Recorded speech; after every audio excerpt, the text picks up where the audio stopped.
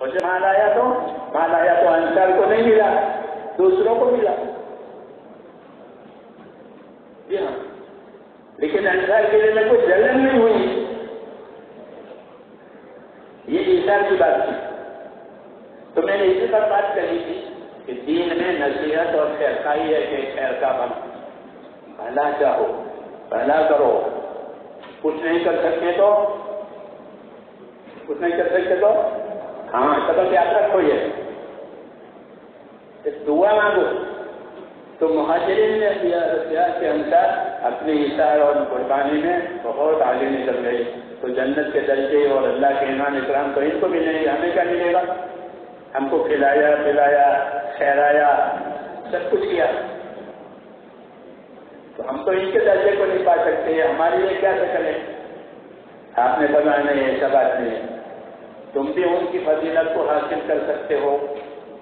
تو وہ کس طرح سے؟ ایک بات تو یہ فرمائیے کہ ان کی قدر کرو. کیا کرو؟ ان کی قدر کرو.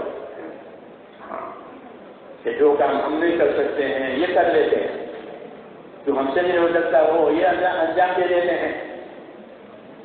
اس لیے ان کی قدر کرو. ان کے کاموں کو، ان کی ہستیوں کو قدر کی نظر سے دیکھو. گلی نظر سے یا جلن کی نظر سے مت دیکھو.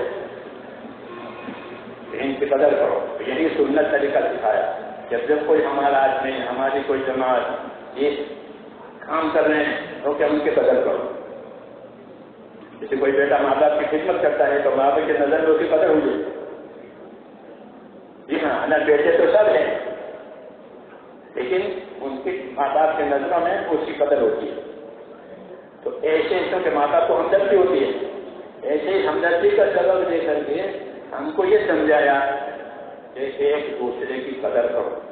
جو کام تم نہیں کر سکتے ہو وہ کرتے ہیں تو ان کی قدر کرو، ان کے شکر کرو. یہ نہ ہوتے تو کھلا پڑتا، یہ نہ ہوتے تو کھلا پڑتا. جی ہاں، کیونکہ اللہ نے مختلف طاقتیں رکھی ہے. ہاں، تو یہ لوگ کہ اس کو قدر کی نظر سے دیکھو. ایک بات. دوسری بات یہ فرمائی کہ تم ان کے حق میں دعائیں مانگو. انصار کے حق میں، انصار کے حق میں دعائیں مانگو کہ اللہ ان کو ترقیات عطا فرماوے. تو جب تم یہ دو کام کرو گے تو تم ہونے والی فضیلت پاؤ گے. یہ پوری امت کو سبق دیا کہ دین کی نصرت کرنے میں صلاحیتیں الگ الگ ہیں. کچھ کم کریں گے، کچھ زیادہ کریں گے. تو اس لیے جو زیادہ کریں تو ان کی قدر کرو اور غائبانہ ان کے حق میں دعائیں مانگو.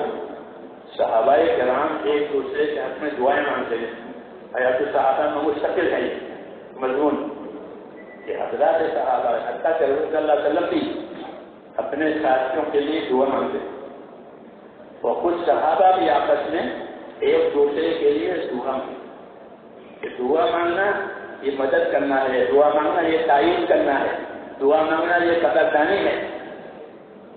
اسی یہ ساتھیوں کی صلاحیتوں کیونکہ دین خیرخواہی پر. تو میں نے وہ نصیحت کی بات پر گئی، حسد کی بات پر یہ بات ہے کہ خیرخواہی کرو. نہیں حسد کریں گے تو کہ حسد کریں گے تو حسد جو ہے کہ بہت بڑی ظلمت ہے، بڑا دل میں اندھیرا ہوتا ہے. یہاں تک کہ حسد والے کا چہرہ بھی کالا ہو جاتا ہے. جب اس کو حسد کی حیثیت کاری ہوتی ہے تو اس کا منہ ایک دم جل جاتا ہے. اس کی خاصیت گرم ہے، حسد کی خاصیت گرم، لالچ کی خاصیت نرم. جی ہاں، لالچ والا پیلا ہوتا ہے کیونکہ وہ امیدوار ہے. حسد والے کو اندر سے جلن ہے، اس لیے حسد اسلام میں حرام ہے. حسد حرام. قابلیتیں مختلف ہونے کی وجہ سے حسد ہوتا ہے. مالی قابلیت، علمی قابلیت، دوسری قابلیتیں الگ الگ اللہ نے دی ہے. وہ اللہ کی حکمت ہے کہ 5 انگلیاں ایک سے نہیں بنائی ہے. مختلف کام کرنے پڑتے ہیں. مختلف کام کرنے پڑتے ہیں، دین ہو کہ دنیا ہو. جی ہاں، اس مختلف کاموں کی وجہ سے اب تعالیٰ کاموں مختلف صلاحیتیں دیتے ہیں. جی ہاں، تاکہ وہ کام انجام پائے. تو اس لیے اگر ایک کام کی صلاحیت میرے اندر نہیں ہے لیکن میرے بھائی کے اندر ہے. تو ایک حکم تو یہ ہے کہ خوبیاں لو. کیا لو کہ ماشاء اللہ ان کے اندر یہ خوبی ہے، یہ ذاکر ہے، شاگرد ہے، عابد ہے، دوڑ دھوپ کرنے والا ہے. جی ہاں، محنت کا چلا کہ ان کی خوبیوں سے فائدہ اٹھاؤ. اور نہ اللہ صاحب فرماتے تھے کہ ہماری محنت وہ خوبیوں کا لین دین ہے. کیا ہے؟ خوبیوں کا لین دین. کہ اللہ نے مختلف خوبیاں رکھی ہیں، مختلف پھلوں میں مختلف ذائقے رکھے ہیں. میٹھے تو سبھی ہوتے ہیں لیکن وہ میٹھا الگ الگ ہے. ایسے ہی کہ صلاحیتیں الگ الگ. تو اپنی صلاحیت کو تو کمزور سمجھو اور دوسروں کی صلاحیت کی قدر کرو. ان کے حق میں دعا مانگو تو پھر جو اللہ تعالیٰ ان کو دیں گے وہ تمہیں دیں گے. کیونکہ تم ان کی تعریف کرنے والے ہو، اپنی دعا سے ان کی تعریف کرتے ہو. جو کام ہم نہیں کر سکتے، جس سے ہمارے کام میں دین کے جتنے کام ہیں ان تمام کاموں کے مددگار بناؤ. جتنے کام دین کے ہو رہے ہیں، جس لائن سے بھی ہو رہے ہیں، ان کی مددگار بناؤ. تو کس طرح سے کہ اگر مال کی ضرورت ہے تو ان کو مال دو. مان نہیں دے سکتے ہو ان کی طرف کی دعا مانگو، ان کی اصلاح کی دعا مانگو کہ اللہ ان کو اصلاح عطا فرما، اللہ ان کی ضروریات کو پورا فرما. ان کے آسانیاں کہ دعا سے ان کی تعریف کرو تاکہ حسد کرنے والوں میں نہ آئے، ہمدردی کرنے والوں میں آئے. حسد ہوتا ہے تو پھر حسد ہوتا ہے تو صلاحیتوں سے فائدہ نہیں ہوتا، بلکہ صلاحیتوں کو اپنی ترقی میں وہ آڑ سمجھتا ہے کہ اس کی وجہ سے کیا ہوتا ہے یہ سب ایسا کرتا ہے. میں عیسیٰ علیہ السلام کے بھائیوں کی بات کر رہا تھا، بات آگے نکل گئی. جو ان کو حسد آیا، جی ہاں ان کو حسد آیا، اس لیے انہوں نے یوسف علیہ السلام کے ساتھ یہ معاملہ کیا جو ہم سب سنتے رہتے ہیں نبیوں کے قصے. کنویں میں ڈال دیا، بیچ دیا، لیکن ہوگا وہ جو اللہ چاہے گا. انہوں نے بھیجا تھا کہ کنویں میں ڈال دو، پھر کوئی نکال کے لے جائے گا، باپ کی نظروں سے دور ہو جائے گا، پھر تم باپ کی نظروں میں آ جاؤ گے. یہ تو ان کا پلان تھا اور اللہ کا پلان دوسرا تھا کہ اللہ تعالیٰ ان کو اس راستے سے اوپر لے جائے گا.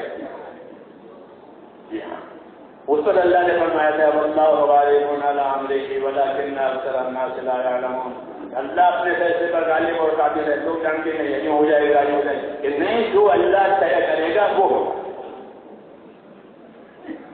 یہ اصل بات ہے. اس لیے یہاں سورہ یوسف میں یہ بات کہی کہ واللہ غالب علی امرہ، اللہ اپنے فیصلے پر غالب اور قادر ہے. اس کو کوئی سے رکاوٹ اس کے لیے نہیں، لوگوں کے لیے رکاوٹ آوے، شرارت آوے کہ اللہ کے فیصلے کو کوئی نہیں روکے. جی ہاں، تو یہی ہوا. یوسف علیہ السلام کو لے گئے، کہاں لے گئے؟ مصر میں بھی لے گئے، مصر میں بھی بیچا گیا، محل میں بھی رہے، اس جیل میں بھی رہے. ہاں، محل میں بھی رہے اور جیل میں بھی رہے. اور جیل کی پرچیز کی جیل، یہاں مقامی جیل ہو تو بھائی اس سے کوئی اپیل ہو، کوئی وکیل ہو، کیا کرو. پردیش میں کون کرے؟ اس کے مقدمے کے کوئی جیل بھی کرے. جی ہاں، تو پردیش کی جیل کوئی پوچھنے والے نہیں، تو جیل سے ڈالا گیا. کون نکالے؟ اللہ نکالے، اللہ اپنے قدرت سے نکالے. نکالنے کے لیے کوئی مددگار نہیں ہے، پردیش کو کون مدد. تو جیل میں سے نکلنے کے لیے بھی خاص سبب بنا، اسے پریشانی کے لیے خاص سبب بنا تھا یہاں. اب پریشانی میں سے نکالنے کے لیے خواب. آپ جانتے ہو کہ خواب جو ہے وہ اللہ کی قدرت سے آتا ہے، اپنی مرضی سے کوئی خواب نہیں دیکھتا. نیند اللہ کی قدرت کی بڑی نشانیوں میں سے. ہمیں آیا کہ منام حکم باللیل والنہار، اللہ کی قدرت کی نشانیوں میں سے تمہاری نیند ہے. آدمی کی اختیار نہیں ہوتی نیند. پھر میں اتنے بجے سو جاؤں گا، اتنے بجے نہیں ہوتا. النوم سلطان نسل مشہور ہے کہ النوم سلطان، نیند تو بادشاہ اچھا جاتی ہے. جی ہاں، اس میں خواب آتے ہیں. یوسف علیہ جیل میں سے کون نکالے؟ اللہ نکالا. کوئی پیروی کرنے والا نہیں ہے اس کے مقدمے کی. وہ سرکاری طور پر ان کو گنہگار بنایا گیا تھا.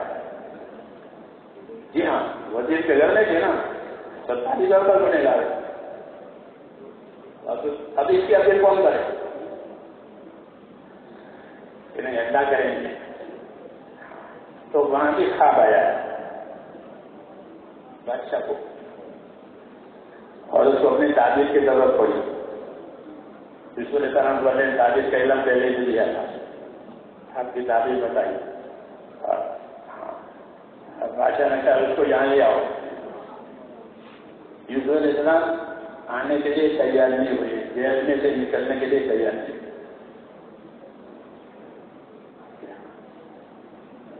کیوں؟ فرمایا پہلے میرے مقدمے کی صفائی کرو، اس کی تحقیق کرو. سرکاری طور پر اس کی تحقیق کرو. میرا گناہ کیا ہے؟ میں تمہارے احسان سے باہر نہیں آؤں گا.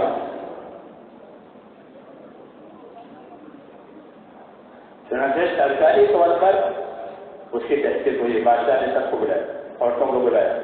کیا مسئلہ تھا؟ تو بادشاہ کو گئی کہ ان کا کوئی گناہ نہیں. معلم نالم سو، اس کا کوئی قصور نہیں ہے، عورتوں نے لکھا. اب سرکاری طور پر اس رشتے کی تحقیق ہوئی کہ یہ آدمی بے قصور ہے. یہ کرانا چاہتے تھے کہ تمہارے احسان سے نہیں نکلنا چاہتا ہوں، میرے مسئلے کی تحقیق کرو. وہ تحقیق ہوئی، بے قصور ہے. اس کا تو جیل میں سے نکلنے کا سبب خواب بنا. دو خواب، وہ دو قمیص، یہ دو قمیص کا تعلق یعقوب علیہ السلام سے، خواب کا تعلق یوسف علیہ السلام سے. جی ہاں، دو قمیص. پہلی مرتبہ ہے قمیص خون میں آلودہ بھائی لائے. یوسف کو تو بیڑے میں پھاڑایا، ایک خون آلود اس کا کرتا. اس کرتے کو دیکھ کر یعقوب علیہ السلام کا غم اتنا بڑا کہ آنکھیں چلی گئی روتے روتے. تو ایک کرتا آیا تو پریشانی پڑ گئی. پھر دوسرا کرتا آیا. زمانہ لینے گئے تھے اور تعارف ہو گیا کہ یوسف یہی ہے. پھر معافی کافی ہوئی اور یوسف علیہ السلام نے اپنا کرتا لیا کہ یہ کرتا ابا کے چہرے پر ڈال دینا، ابا فوراً بینا ہو جائیں گے. تو یہ دوسرا کرتا آیا تو ساری پریشانیاں ختم ہو گئی. پہلا کرتا آیا پریشانی آ گئی، دوسرا کرتا آیا پریشانی ختم ہو گئی. علماء نے فرمایا دو کرتے دو خواب. اللہ کو کرنے کے لیے کچھ کرنا نہیں پڑتا. اس نے نبیوں کے کیسے سنائے ہیں کہ گھبراؤ نہیں، اللہ بڑے قدرت والا ہے. حکمت سے کچھ ایجاد ہو جاتے ہیں تو حالات کے، لیکن اللہ اپنے فیصلے پر غالب اور قادر ہے. واللہ غالب علی امرہ ولکن اکثر الناس لا یعلمون. اللہ اپنے فیصلے پر غالب ہے اور قادر ہے، لوگ جانتے نہیں ہیں. تو اللہ کے فیصلوں سے فائدہ اٹھانے کے لیے ایک ہی راستہ ہے، وہ اللہ کے حکم والا راستہ. کون سا راستہ؟ اللہ کے حکم والا راستہ. اللہ کے حکموں میں ایمان، عبادت، اخلاق تین چیزیں ہیں. ایمان کہ اللہ سے تعلق، ایمان کا، یقین کا، ڈر کا، اللہ سے ڈرنا، اس کی عظمت و بڑائی کو سامنے رکھ کر، جی ہاں، اس کے وعدہ وعیدوں کو سامنے رکھ کر اللہ سے ڈرنا. اپنے اندر ایمان پیدا کرنا. ایمان کی محنت سے ایمان آئے گا، یقین آئے گا. اسباب قربان کرنے سے یقین آئے گا. جان، مال، راحت قربان ہوئی ہے اللہ کے کام کے لیے کہ قربانی کے وقت اللہ تعالیٰ اندرونی طلب کیا ہے. ایمان کے لیے ایمان کی محنت، ایمان کی دعوت اور اللہ کی مدد کے لیے اللہ کی عبادت. ایاک نعبد و ایاک نستعین روزانہ پڑھتے ہیں، اے اللہ تیری ہی عبادت کریں گے، تجھی سے مدد لیں گے، عبادت اللہ کے سوا کسی کی نہیں ہوگی، اور مدد بھی اللہ کے علاوہ کوئی نہیں کرے گا۔ تو اللہ کی مدد اللہ کی عبادت سے ہوگی، نماز سے مدد آئے گی، صدقات سے مدد آئے گی، ذکر سے مدد آئے گی، دوسروں پر احسان کرنے سے مدد آئے گی، دعا سے مدد آئے گی، دعا سے مدد آئے گی۔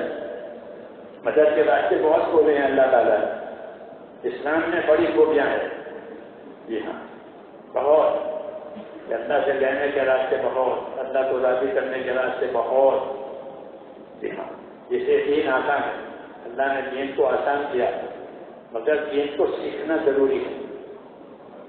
کیا کرنا؟ کہ دین کو سیکھنا ضروری ہے۔ جو چیز اللہ نے فرض کی ہے اس کا سیکھنا فرض ہے، جو چیز اللہ نے حرام کی ہے اس کو حرام جاننا اور اس کو پہچاننا یہ ضروری ہے تاکہ حرام میں مبتلا نہ ہو جائے۔ علم، جی ہاں اللہ نے علم اتارا ہے اپنے حدود حقوق کی حفاظت کے لیے، اس کے لیے اللہ کے حدود، اللہ کے حقوق، اس کی حفاظت کے لیے اللہ نے علم اتارا ہے نبیوں پر، اور کوئی چیز نبیوں پر نہیں آئی، مع المتا یہ چیزیں نہیں آئی، بلکہ اللہ نے نبیوں پر علوم اتارے تاکہ جو لوگ ایمان لا کر اللہ تعالیٰ سے وابستہ ہوئے ہیں اس وابستگی کا کیا حق ہے۔ ایک آدمی نوکری سے وابستہ ہوتا ہے تو اس کو بتایا جاتا ہے کہ یہ آپ کی ذمہ داری ہے۔ ایک آدمی نکاح کے ذریعے سے ایک عورت سے وابستہ ہو جاتا ہے تو اس کو اس کے حقوق بتائے جاتے ہیں، اس کے یہ حق ہے۔ مولانا جیسا فرماتے تھے کہ دنیا حقوق ادا کرنے کی جگہ ہے اور آخرت بدلہ پانے کی جگہ ہے۔ دنیا حقوق ادا کرنے کی جگہ ہے اور آخرت کے بدلہ پانے کی جگہ ہے۔ جو حقوق ادا کر کے جائے گا وہ بدلہ پائے گا۔ اچھا آخرت کے بدلے میں اور دنیا کے بدلے میں فرق ہے۔ آخرت کے بدلے میں دنیا کے بدلے میں کیا دنیا میں بدلہ ملتا ہے؟ آخرت میں بدلہ ملے گا تو دنیا اور آخرت کے بدلے میں کیا فرق ہے؟ کہ دنیا اور آخرت کے بدلے میں فرق ہے کہ دنیا میں جو بدلہ ملے گا وہ عارضی ہوگا۔ کیسا ہوگا؟ عارضی، دائمی نہیں، ہمیشہ نہیں۔ آپ کو تنخواہ ملے گی ایک مہینے کی، وہ ایک مہینہ چلے گی، موسم آئے گا تو موسم جو پیداوار ہے وہ اس سال چلے گی۔ تو جتنے نفع آتے ہیں وہ عارضی ہوتے ہیں، جتنے بدلے آتے ہیں وہ عارضی ہوتے ہیں۔ آخرت میں جو بدلہ ملے گا وہ عارضی نہیں ہوگا بلکہ سدا مدا کا ہوگا۔ یہ فرق ہے، اس لیے آخرت پر ایمان لانا فرض ہے کہ آخرت پر ایمان لا کر پھر اپنی ذمہ داری جو اللہ تعالیٰ نے دی ہے وہ کرو، کہ اس سے ہم آخرت چاہتے ہیں اور کچھ نہیں چاہتے۔ دنیا چاہیں گے تو آپ سے دنیا والی جھگڑیں گے، ہم دنیا چاہو گے تو آپ سے جھگڑیں گے، آخرت چاہو گے تو کہ اس میں جھگڑے کی جگہ ہی نہیں ہے۔ ہاں آگے ورزش نہیں چاہو لو، جتنے چاہے لو، فاستبقوا الخیرات، زمین کے جھگڑے ہوتے ہیں، مال کے جھگڑے ہوتے ہیں، جی ہاں عورتوں کے جھگڑے ہوتے ہیں، جی ہاں آخرت کو جو آگے بڑھو جتنا دے سکتے۔ تو دنیا کے بدلے عارضی ہوتے ہیں، آخرت کے بدلے دائمی ہوتے ہیں۔ اس لیے ہمارا رخ اللہ تعالیٰ نے آخرت کی طرف کیا ہے کہ آخرت والے بنو، کونوا من ابناء الآخرہ ولا تکونوا من ابناء الدنیا، کہ تم آخرت کے سپوت بنو، آخرت کے فرزند بنو، دنیا کے فرزند نہ بنو۔ آج عمل کا دن ہے، حساب نہیں ہے، کل کو حساب عمل نہیں ہے۔ تو اس لیے ہمارے سامنے آخرت رکھی گئی ہے، کام کی ذمہ داری آخرت بنانے کے لیے کرنی ہے۔ کس کے لیے کرنی ہے؟ آخرت بنانے کے لیے، کیونکہ موت آنے والی ہے اور موت کے بعد پتہ چلے گا کس نے کیا کیا ہے۔ فَوَجَدُوا مَا عَمِلُوا حَاضِرًا، انہوں نے جو کچھ کیا تھا اپنے عملوں کو حاضر پایا موت کے بعد۔ تو اس لیے ذمہ داری ڈالی ہے اور موت کو پیدا کیا ہے تاکہ وہاں کے نتائج جو اصل نتائج ہیں اس کی تیاری کرنے کے لیے یہ وقت دیا گیا ہے. ہاں اس میں ایمان بھی ہے، عبادات بھی ہے، اخلاق بھی ہے اور بندوں کے حقوق ہیں، اور یہ سارا سرمایہ آخرت بنانے کے لیے کرنا ہے اور کوئی غرض نہیں ہوگی. جب یہ آخرت کو سامنے رکھ کر اللہ کو رضا کرنے کے لیے کریں گے تو اللہ تعالیٰ ان کی کوششوں میں نور ڈالیں گے، ان کی کوششیں نور بنے گی، نور ہدایت. المخلصون هم مصابيح الهدى، حدیث شریف میں ہے المخلصون هم مصابيح الهدى کہ جو اخلاص والے ہیں وہ ہدایت کے خلاف ہیں، ان کے ذریعے سے ہدایت پھیلے گی. جس طرح اغراض والوں کے ذریعے سے فتنے پھیلتے ہیں، اغراض والوں سے فتنے پھیلتے ہیں، کٹکٹا ہوتا ہے، ایسے ہی اخلاص والوں کے ذریعے سے فتنے ختم ہوں گے اور اللہ تعالیٰ ہدایت ڈالے گا. ہدایت کا راستہ ہے اللہ تک پہنچنے کا راستہ، اور ایسا پہنچنے کا راستہ کہ جب آگے پہنچ جائے تو اللہ تعالیٰ کو راضی پاوے. ایسا پاوے اللہ سے راضی ہو، رضا کا راستہ. اللہ نے ہم کو یہ دین کا کام دیا ہے اور اس کے لیے محنت بھی ہے، اس کے طریقے دیے ہیں، اور یہی ہماری زندگی کا اصلی کام ہے. باقی ہماری ضرورتیں ہیں، ضرورتوں کو ضرورت کے درجے میں رکھا جائے گا، کام کو کام کے درجے میں رکھا جائے گا. یہ صحیح ترتیب ہے، وہ ترتیب بگڑ گئی ہے. یہ ضرورتوں نے مقصد کی جگہ لے لی اور مقصد ضرورت کی جگہ پر آ گیا. گھڑی دیکھ کر دن کا کام کرتے ہیں، دنیا جگہ پہ گھڑی نہیں دیکھتے. جی ہاں کہ نہیں، یہ ضرورت کے درجے میں ہے. اللہ تعالیٰ نے ہماری ضرورتوں کے پورا کرنے کے لیے اسباب بنائے ہیں اور ان اسباب میں لگنا اس کے بھی طریقے بتائے ہیں. تو مسلمان کی زندگی تو صبح سے شام تک دین ہی دین ہے. کھاوے تو، کماوے تو، شادی کرے تو، تجارت کرے تو، دین ہی دین. مولانا یوسف رحمۃ اللہ علیہ فرماتے تھے کہ ہمارے دین میں ہر شعبے کے فضائل ہیں، ہر شعبے کے مسائل ہیں. ہمارے دین میں ہر شعبے کے فضائل، ہر شعبے کے مسائل. یہ نہیں کہ خالی 5 ارکان کے فضائل ہیں، کلمہ، نماز، روزہ، زکات، فضائل اعمال. 5 ارکان کے بھی فضائل ہیں، اور 5 ارکان کے علاوہ دین کے جتنے شعبے ہیں سب کے فضائل. تجارت کے فضائل ہیں، زکات کے فضائل ہیں، مزدوری کے فضائل ہیں، عہدوں کے فضائل ہیں، عہدوں کے فضائل ہیں. عہدہ اقتدار کہ اس کے بھی فضائل ہیں. انصاف کرنے والا حاکم جو ہے وہ اللہ کے عرش کے سائے کے نیچے ہوگا. جی ہاں، عہدہ اور اقتدار اس کی اصل غایت انصاف کرنا، حقدار کو حق پہنچانا، وہ اصل ہے. اگر وہ ایسا کرتا ہے تو ایسا انصاف کرنے والا حاکم اور بادشاہ وہ قیامت میں اللہ کے عرش کے سائے کے نیچے ہوگا، اور اس کی دعا ایسے قبول ہوتی ہے جیسے افطار کرتے وقت روزے دار کے قبول ہوتی ہے. حاکم کی دعا قبول ہوتی ہے. خلفائے راشدین تک مستجاب الدعوات، صحابہ کرام، ان کی دعوتیں دعائیں ہر قبول ہوتی ہیں.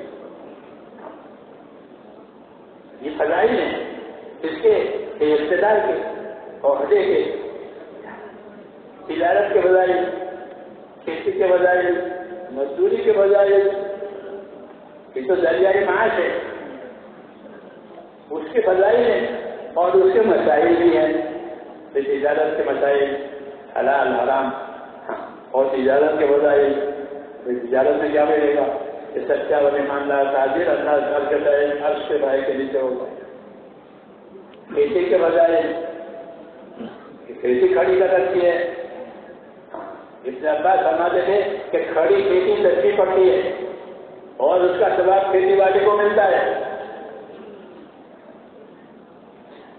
کھڑی کھیتی سستی پڑتی ہے اور اس کا ثواب، اور اگر اس میں نقصان ہوا، جانور چڑھ گئے، چور چوری کر گئے، پرندے ٹوٹ گئے، نقصان ہوا، یہ 2 نقصان اس کا ہوا ہے، اس نقصان کی وجہ سے اللہ اس کو صدقے کا ثواب دے گا. چور تو چوری کر گیا، اس کے لیے تو وبال ہے مال، لیکن اس کا تو نقصان ہوا، اس میں اس کو صدقے کا ثواب ملے گا۔ تو فرماتے ہیں ہمارے ہاں تو ہر شعبے کے فضائل ہیں، ہر شعبے کے مسائل ہیں۔ کھیتی کرنے کے شریعت میں طریقے ہیں کہ کس طرح کھیتی کرو گے، کون سا طریقہ جائز ہے، کون سا طریقہ ناجائز ہے، اس کو مسائل کہتے ہیں۔ نبی طریقہ سمجھانے کے لیے آیا ہے، ورنہ اپنی ضرورت راحت کی رغبت تو ہر ایک میں ہوتی ہے، مطلب اس کو طریقہ بتانا ہے کہ دین تو طریقوں کا نام ہے۔ دین کس کا نام ہے؟ نبوت کے طریقے، اس کو شریعت کہتے ہیں، شرائع مختلف طریقے ہیں، اور وہ بہت آسان ہے، وہ بہت آسان ہے، ساری انسانیت کے لیے اللہ نے اس کو آسان کر دیا ہے۔ تو حضرت فرماتے تھے ہمارے یہاں تو ہر شعبے کے فضائل ہیں، ہر شعبے کے مسائل ہیں۔ مسلمان تو دنیا دار ہوتا ہی نہیں،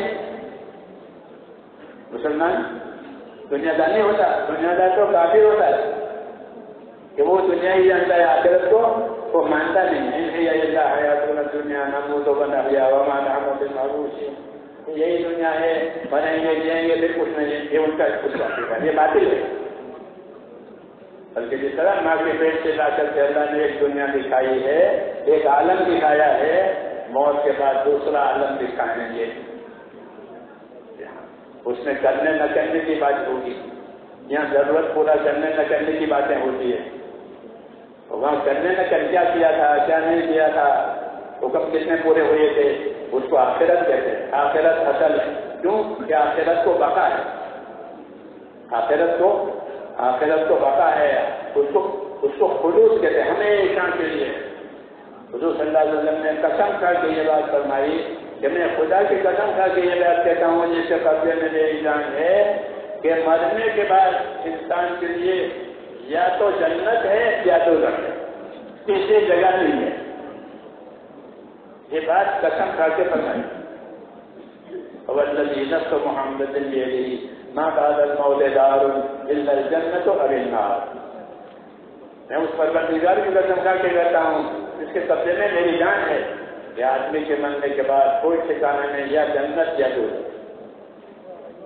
اس لیے اپنے لیے ایک راستہ طے کرنا اور اس پر قائم رہنا، اس کا حق ادا ہونا، یہ ہماری ذمہ داری ہے۔ اور یہ راستہ آسان ہے، ملک و مال کا راستہ مشکل، مال والے بنو ملک والے بنو یہ مشکل اور تنگ، یہ راستہ آسان اور وسیع، غریب بھی کر سکے، محتاج بھی کر سکے، بیمار بھی کر سکے، تندرست بھی کر سکے، اس راستے کو اللہ نے آسان بنایا ہے۔ اس لیے ہدایت آئی ہے، اس کی محنت کرنے کی بھی ہدایت ہے اور اس پر عمل کرنے کی بھی ہدایت ہے کہ محنت کرنے سے اس راستے پر عمل کرنے کی استعداد پیدا ہو، دین کی محنت سے دین پر چلنے کی استعداد پیدا ہوتی۔ محنت نہیں ہوتی ہے تو پھر غفلت اور جہالت کی وجہ سے وہ استعداد جل جاتی ہے اندر سے، پھر مشکل ہو جاتا ہے دین، نماز مشکل، ہر بات مشکل۔ اور اگر دین کی محنت ہوئی تو کہ دین کی محنت ہوئی تو پھر آہستہ آہستہ ہر بات آسان ہو جائے گی۔ وعدہ ہے اللہ کا کہ محنت پر ہم آسان کریں گے، غریب کے لیے بھی، مالدار کے لیے بھی، سب کے لیے۔ دین و یسر حدیث شریف میں ہے کہ دین آسان ہے، لیکن آسانی کے طریقے بتائے گئے۔ اس لیے میرے بھائیوں، ہم اصل ذمہ دار ہیں اللہ تعالیٰ کے دین کے، اللہ تعالیٰ کے دین کی یہ امت ذمہ دار ہے، یہ امت دین کو سنبھالے گی، دین کی مدد کرے گی، دین کے لیے راستہ بناوے گی، یہ اس کی ذمہ داری ہے۔ اللہ نے اس کے لیے صلاحیتیں بھی دی ہیں، جان مان بھی دیا ہے، طریقے بھی بتائے ہیں، پھر مدد کے وعدے بھی کیے ہیں۔ کیا کیے ہیں؟ کہ مدد کے وعدے کیے کہ ہم دین کے کام میں تمہاری مددگار ہیں۔ ہونا ایسا فرماتے تھے کہ دین کا کام کر کے اللہ کی مدد کا یقین نہ کرے وہ آدمی فاسق ہے۔ پڑھائی کرتے تھے کمن کا نمومن کمن کا نبھا، دین کے کام میں کہ اللہ کی مدد ضرور ہوتی ہے، یہ وعدہ ہے۔ تاکید کے ساتھ کہ ہم دین کے مددگاروں کی ضرور مدد کریں. کبھی تاکید سے ہوگی, کبھی جلدی سے ہوگی. جیسے میں نے کہا نہیں کہ خالی 6 مہینے کام کیا, کچھ بھی نہیں ہوا, ہزار نے پیغام سنایا تو سب لوگ محنت نہ کرو. حکمت ہے اللہ تعالیٰ کی, اس لیے اللہ کی قدرت کا بھی یقین, اس کی حکمت کا بھی یقین, اور اپنی کمزوری کا اعتراف, اپنی کمزوری کا اعتراف کر کے اللہ سے دعا بھی مانگنی ہے. ہمارا ایک ہتھیار دعا بھی ہے. کیا ہے؟ ہاں, کہ اللہ سے دعا مانگو, اللہ سے دعا مانگو. اللہ اپنی قدرت ظاہر کرے گا تمہاری دعاؤں پر. وعدہ ہے اللہ تعالیٰ کا, بلکہ حکم ہے اللہ تعالیٰ کا کہ مجھ سے دعا مانگو میں قبول کروں گا.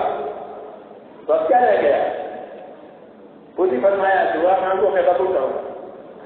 لیکن یہ فرماتے حضرت رحمۃ اللہ علیہ کہ دعا کی ایک زمین ہے, ایک کھیتی ہے, وہ دعوت کی محنت. جیسے کھیتی محنت ہوئی, اب سب چیزیں آ جائیں گی, پیداوار. ایسے دعا دعوت دونوں ملیں گے کہ دین کی ساری چیزیں خود بخود پیدا ہو جائیں گی, زندگیوں میں لوگ لے لیں گے.